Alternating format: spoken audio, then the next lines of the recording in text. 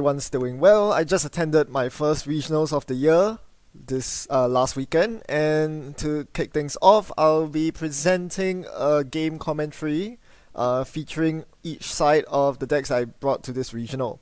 So I will be beginning with the runner side for this video. I'll be playing Dumblefork versus Moon ETF. This is going to be a rather instructive video because Moon ETF is quite rampant, at least in the UK meta. The runner deck I'm playing is Dumbleforks. This is a very familiar deck for anyone who has been around past year or even this year. Basically, it's Wizard with Faust as the main breaker. So not much to say about this deck, although I like to draw your attention to some aspects of the deck that might differ from what you're used to. Firstly, there are regular breakers for all three types, Black Orchestra, Paperclip, and Mimic. I went for Mimic instead of MK Ultra because expecting a lot of moons, Mimic is a lot more efficient at dealing with it. One Deja Vu in the deck for recursion, one Rebirth. This Rebirth can be very useful in non-moons matchups, but against moons you probably want to stay as Wizard because you need to trash assets. There are no Parasites in this deck because you can't afford influence now that Faust is on Most Wanted list tier 3. You will also notice that I've up to 3 chronotypes right now because you can't live with only 2 chronotypes if you're up against moon stacks with ELP. It really sucks if you only have 2 clicks each turn between ELP and Wildside sapping away at your clicks, so chronotypes absolutely necessary. Finally, there are 3 hacktivists to counter ELP. This is this is very much necessary, even though it seems very counterintuitive that a Wizard deck would need anti-asset spam tech. The truth is, it's more to counter the ELP current rather than Moon ETF itself. So yep, we'll do a high-level analysis of the gameplay against Moon's ETF. Let's get into it. Alright, so as usual, one of the most important decisions of the game is whether to mulligan or not. My opening hand contained a sure gamble, so I decided to keep it. It's a rather marginal keep, to be honest, but it does have not only sure gamble, but I've had worse. So I'm hoping that with some basic card draw and economy, I should be able to tide my way through.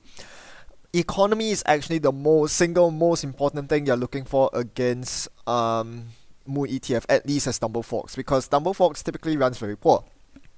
You don't run cards like Opus, Siphon, Temujin. Your economy is very basic, so it is absolutely essential that you get your money going. Otherwise, you won't be able to contest your opponent's board state. Now, this is Dumbleforks is very much a control deck. As such, you want to be contesting your opponent's assets. My rule of thumb is I should be using my Wizard credits every single turn, as long as my opponent is installing new assets. And as you'll notice, I will proactively check every single item my opponent places on the board, not because I'm suspecting that they might throw a random Vitruvius on the table and never advance it. The reason why you have to control every single asset, or at least check them, is because of the threat of CSM, Clone Suffrage Movement. That is the worst card to have for you to see against your opponent. It's worse than Estelle Moon. Now you notice that I click one ran the Estelle Moon here. My opponent showed 1 counter on the Estelle Moon on that turn 1, and I decided to run straight into it. So the 3 types of ice that you can face here are Fairchild 3, Eli, both of which you can click through, or Architect. Architect is your worst nightmare because it allows your opponent to install 2 more cards, one from R&D and one from HQ, meaning that they'll get 2 extra Estelle Moon counters before getting to pop it. So that's the worst nightmare, but you have to do it because your alternative is letting your opponent get more Estelle Moon counters in the turns to come. And this is basically the win condition for the Corp, the UK version of Moon's ETF. I did not notice that my opponent made an illegal play here. They should not have been able to fire the advanced assembly lines before popping Moon because I was making a run on the Architect server, but we both forgot, so we'll let that slide. I then play the sure gamble to get money, to use the gamble before I go below the gamble threshold of 5 credits, and then I go trash the tech startup and the total backs. Given that I had 2 recurring credits remaining on Wizard when hitting the total backs, it seemed like it was worth it to spend those 2 credits to trash the total backs. And Tech Startup and Advanced Assembly Lines are also both big threats that you have to get rid of. The good news is they are both 1 to trash, so very cheap. Whether you're Wizard or not, it's something always worth trashing. You want to trash Tech Startup because you don't want your opponent to get Estelle Moon behind an ice. You don't want them to get don't fetch key assets from the deck. You want to deny advanced assembly lines because lines allows your opponent to install CSM from their hand and trigger it at the end of the turn, which is bad. So these are the key assets that you need to keep down, and this is how you should play most wizard decks. Dumblefork is no exception. What did my opponent do here? They got something behind the architect. I do not actually recall what it was, sorry about that. But if your opponent shows an Estelle Moon behind architect, you don't really run it. It's not worth it to give architect fires to your opponent. This is really, really bad. I would only give architect fires if the moon is res. If it's unres like this, well, I can give it to them. And at this point, if it's an agenda, if they score it, that's not the worst. That's not the end of the world for me. They're leaving their centrals open, and I could possibly apply some pressure on centrals. So yeah, you have to know the matchup very well, because this UK version of Moons is very reliant on fast advance to score out.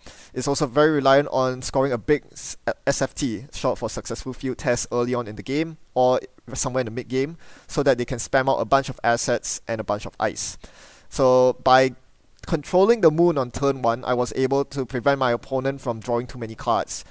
SFT is not very effective. It's a rather horrible agenda unless you're actually able to get lots of moon counters and pop it.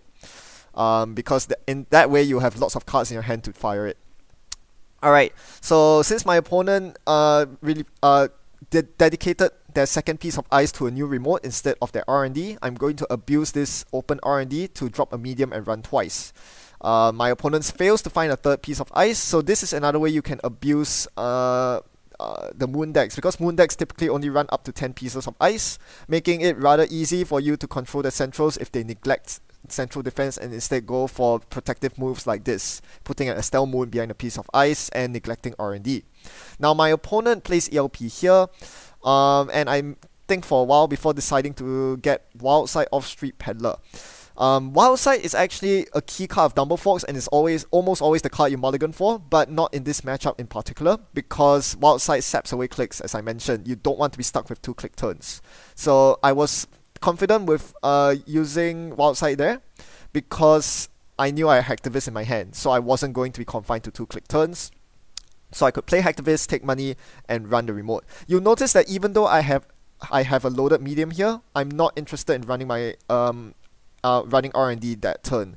Running for 3 accesses is a very short-term gain. You don't want to lose in the long haul, because you have to be really careful about that Estelle Moon getting out of hand. Running R&D doesn't stop it. So yeah, I'm very, very conscious of the Estelle Moon behind the piece of ice, and that is a big threat. One thing I'm doing right now is to try to drop to something like a Faust or a David so that I can break the ice and get to the Estelle Moon without worrying about an Architect Fire or something similar. In the meantime, my opponent draws up more, and at this point I realized that my opponent has been drawing a lot of cards but hasn't actually been scoring agendas. They haven't used a Jackson. I mean, they've used one Jackson, but so yeah, at this point I thought there were agendas in hand and I was ready to run HQ here, hoping to get an agenda to turn off ELP. ELP is a very big problem for most runner decks, and Dumblefork is no exception. Losing clicks like this is not fun, even if chronotype's up. So by running HQ here, I was actually able to induce my opponent to pop Estelle Moon prematurely. This is very good for me. Even though it reduces the agenda density in HQ, that was the plan my opponent was doing, trying to reduce agenda density in HQ by popping Estelle Moon with a DBS up. It allowed the moon to go away, which means that I don't have to worry about the SFT scoring threat. My opponent doesn't have a big moons with which to capitalize a big SFT score on. In the meantime, I stick to my golden rule, always checking new assets, always trashing assets that DBS goes straight in the bin. I want agendas to clog out in my opponent's hand so that I can pick them when my opponent's hand is ripe. By running HQ, maybe running archives, I should be able to remove the ELP from play because my opponent has no outlet to remove agendas. You saw that they drew a bunch of cards just now, right? From the previous turn, as well as the Estelle Moon. The agendas have to go somewhere. If my opponent's not putting them on the board, it's going to stay in hand or in archives. I can easily steal that. Meanwhile, I do have my Wildside and Chronotype engine set up, and this is why I really like Dumbleforks against ETF, because once you have your draw engine set up, you are basically set for the rest of the game. And unlike most other decks which require a whole lot of breakers and a lot of time to install, the only breaker you really need this game is Faust. So once I have Faust, which I think I do in my hand, I can threaten running servers at any point in time. My opponent here installs a bunch of ice and use Jeeves to trigger the last click to play Friends. He's gonna Friends and advanced assembly lines and something in the double ice remote. So this board state actually looks pretty good for my opponent. They have a very secure remote. Even with Faust, I'm rather reluctant to run through the ice remote. So what I'm gonna do right now is just to contest the non-ice remotes. I'm gonna trash the advanced lines there. The last naked remote there is the Sealed Vault. Sealed Vault is irrelevant in this game, so I'm not gonna trash it. But yeah, as a general rule, everything that is uniced needs to go into the bin as wizard. I think some people tend to neglect that and are unaware that the 3 recurring credits from wizard are very strong and you need to use them every single turn, as long as your opponent has naked assets showing. Now my opponent fast advances a Vitruvius here to remove the Hacktivist from play, which is a very good play. Puts them on the board and also allows them to start raising their assets. Meanwhile, I'm pretty poor, but you notice another thing I'm doing as well is to keep my money up. Keeping up with money is very, very important, and you notice that this is why I'm not spending time running centrals like, oh, I need those clicks to click for credits and or install cards like daily cards, and in this case have a loaded Liberated. So during this downturn, this is considered a downturn for me as wizard because my opponent did not install any new assets last turn. Remember, they only fast advance and agenda last turn. So this is a respite for me. This was a setup turn for me. I was able to get some money off Liberated, draw a couple of cards, drop a Faust. That's good. And I'm also threatening R&D here because my opponent is poor. So I hit the worst possible combination of ice on R&D. It's an Architect followed by Vanilla. I was only prepared to give up 3 cards here from my hand, but if I want to get through here, it looks like I have to give up a 4th card to break with Faust. I have 2 knives and a Data Sucker in my hand, both of which are very vital cards. I need the knives because Eli is a pain to break, and it's very easy, and on the other hand, it's very easy to break with knifed. On the other hand, Data Sucker is very crucial here because I know that I have a Mimic in the bin, which I pitched very early with the Street Peddler onto Wildside. There was a Mimic on the Peddler, and with so many Architects res, I know that paying 3 cards for each Architect run is not going to be sustainable in the long term. This is why I was very reluctant to throw away the Data Sucker, but I valued the knives more because Eli is such a big pain. Meanwhile, my opponent sets up yet another Estelle Moon, but they are pretty poor. They only have 2 credits to their credit pool, and this is something very important to realize. When I pressured R&D, I forced my opponent to spend money, and this means that now by spending money, my opponent removes the threat of Fairchild 3. Fairchild 3 is one of the worst ice that for runners. A lot of runners do not like facing Fairchild 3, but this is not a concern if the corp is poor, as is the case here. Without having to worry about Fairchild 3, I can more safely run unres ice remotes. So here I'm running the Estelle Moon and trashing 1 card through the Quandary to force the Moon pop. So this is very good. My opponent is still poor. They do not have an Estelle Moon up, and yeah, that's good for me. So even though I'm not a Siphon deck, I'm not a credit denial deck, it's still very important for me to keep track of my opponent's credits and abuse their board state if they choose to go greedy and do something like Biotic and Agenda.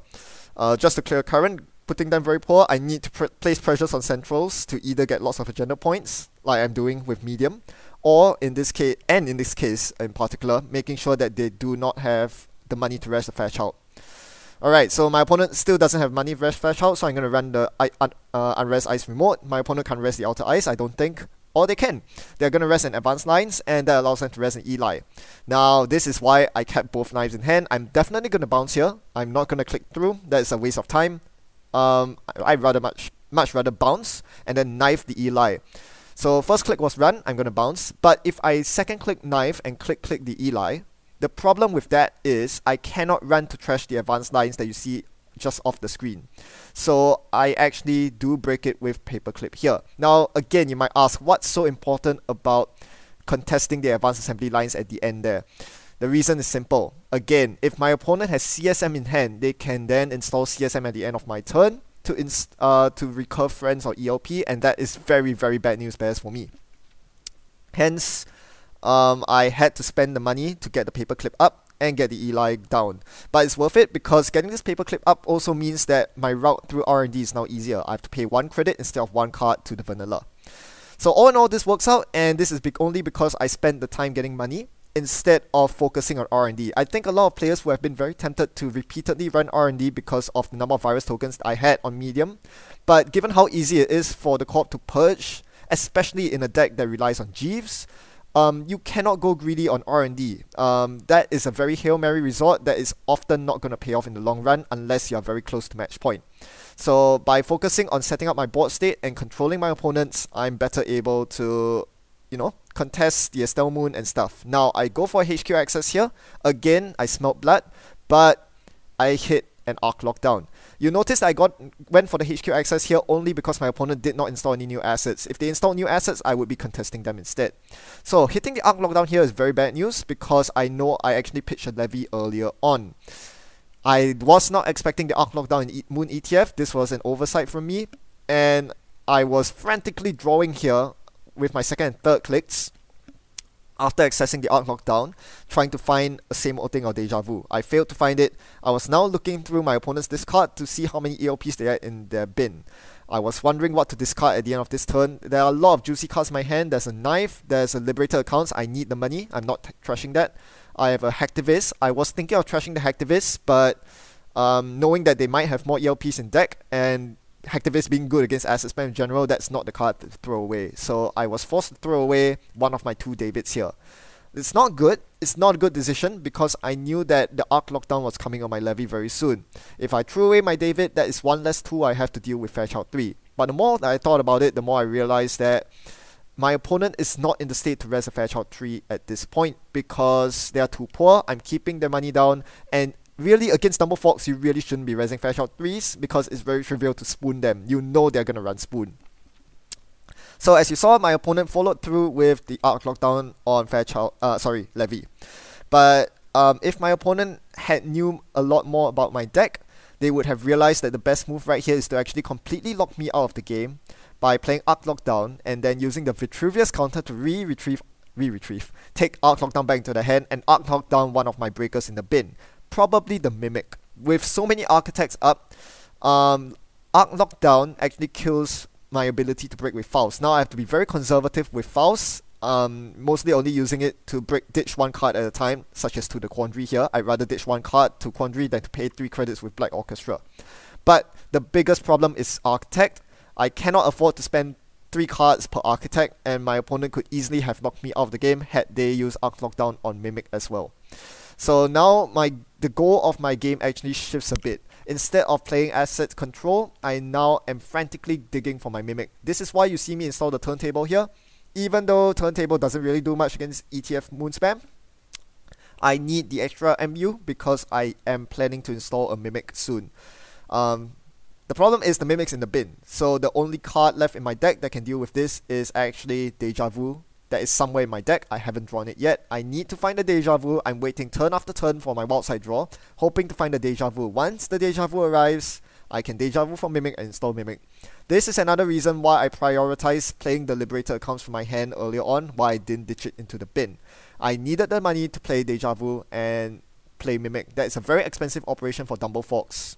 5 credits to Deja Vu and Mimic onto the board. So I needed that. And you see me further prioritizing money here by dropping daily casts. Thankfully, my opponent has no tempo at all.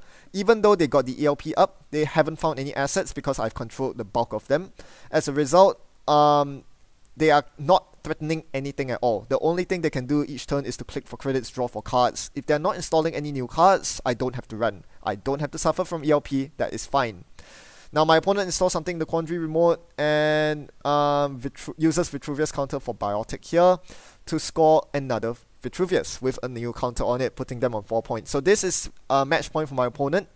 Now I have to be very concerned that my opponent can win anytime by fast advancing a global food initiative. This is something I have to be very aware of. When your opponent's on 4 points as Moon, you have to be aware that their win con is almost always global food.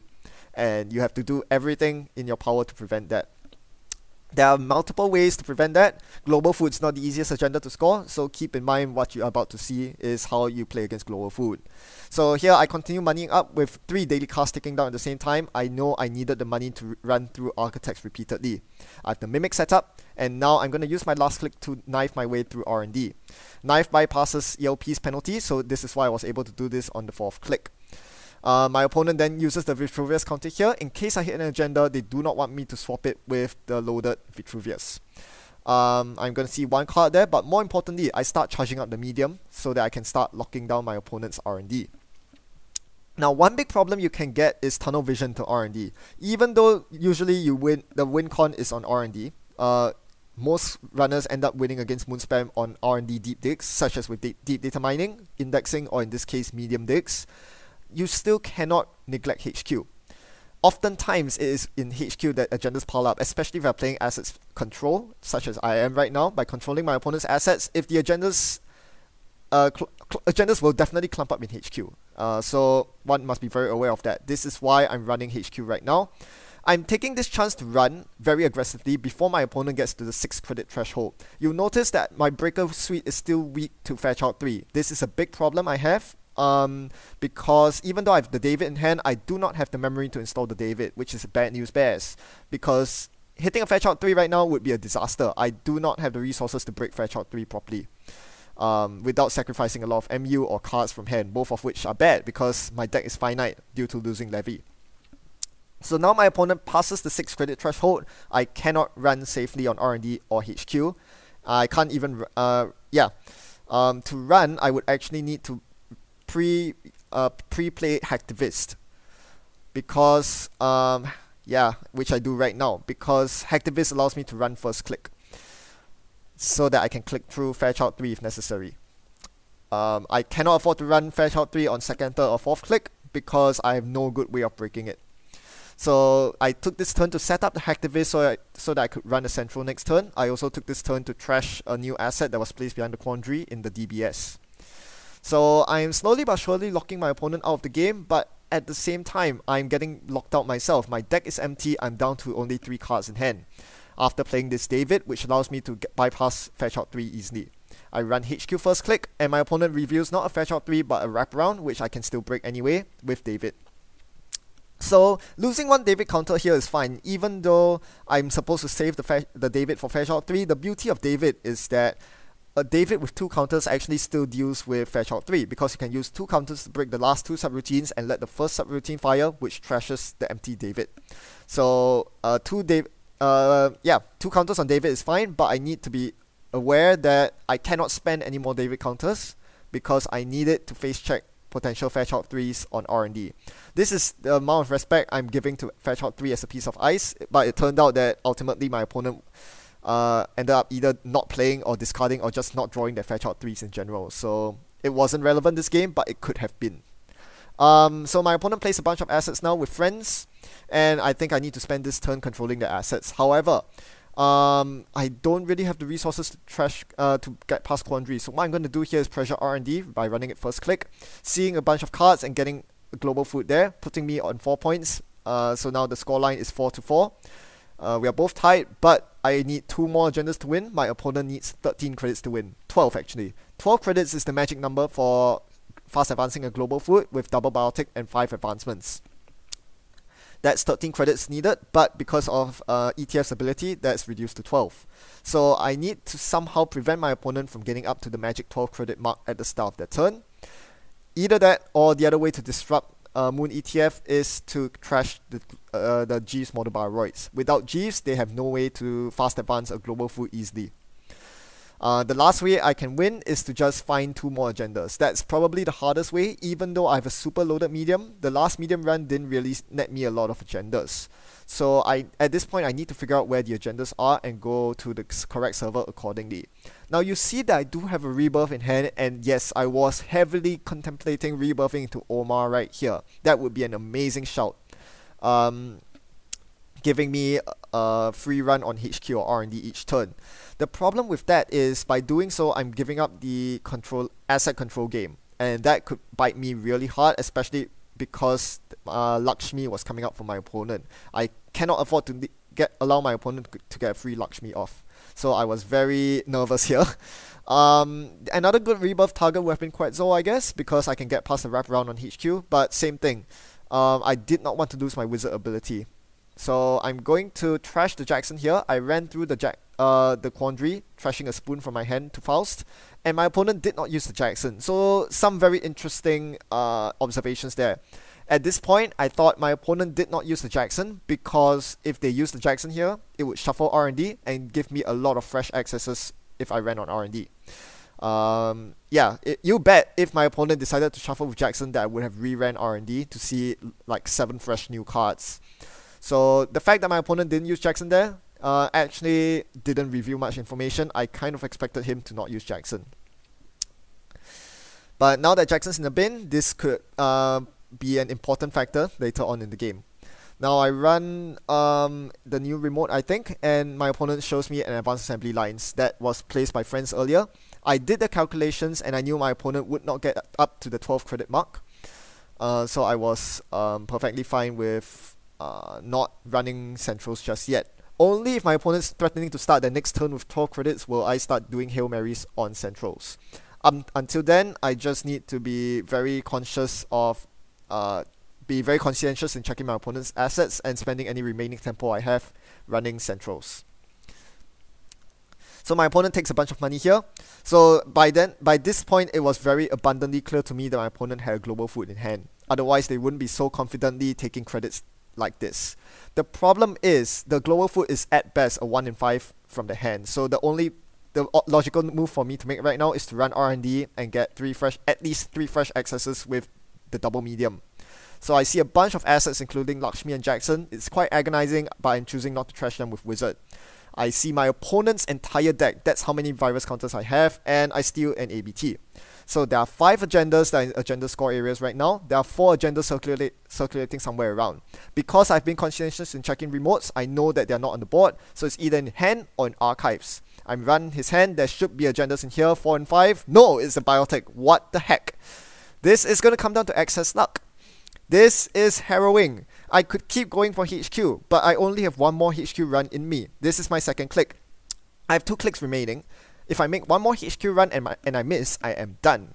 So the only thing I can do here is to run archives, and I see the winning agenda. Had that missed, I would have ran HQ 1 more time, and I might not have hit the agenda. There were 3 agendas in the 5 cards in hand. I was poking at HQ quite a lot, and it turns out I kept hitting the biotechs in there, missing the 2 or 3 agendas every single time. So there you go. Here's a TLDR of the strategies that I used throughout this game that I mentioned during the video. I think adopting some or all of these strategies is going to be very crucial if you want to stand a better chance at winning against Moons, especially if you're playing Wizard. A lot of people are not good at playing against asset spam, and that's just the reality. Here are some learning points that I've gotten, and if there's one thing I could have improved on in my gameplay, I definitely did not play the game perfectly by any means, even though I won. It came down to a very nail-biting random access that could have turn the tables the other way instead if I gotten any unluckier. But I should have prioritized Jeeves a lot more. I do not usually accord Jeeves a lot of respect because being at 5 to trash is super annoying for Wizard, especially if they can just recur it with friends. However, I think given that it was only protected by a single architect and I eventually did get my Mimic up, I should have looked at killing the Jeeves at some point. It will only cost me 4 real credits because I have Wizard credits, so killing Jeeves would have definitely helped my game a bunch. I should have done it. It gave my opponent a lot of tempo, and it allowed my opponent to fast advance the food if I gave them 1 more turn to do so. So yeah, Jeeves is actually a very important target. You just have to trash it at a time where them frenzing it back will not hurt you very much. If you saw any other misplays during the game that I made, be sure to raise it up in the comment section. I'd love to learn how I can improve further on my gameplay. There's always things to learn from every game, and that's why we watch back our commentaries, or gameplay videos for that matter. Well, hope you learned something. In the meantime, thanks as always, and happy net running. Goodbye.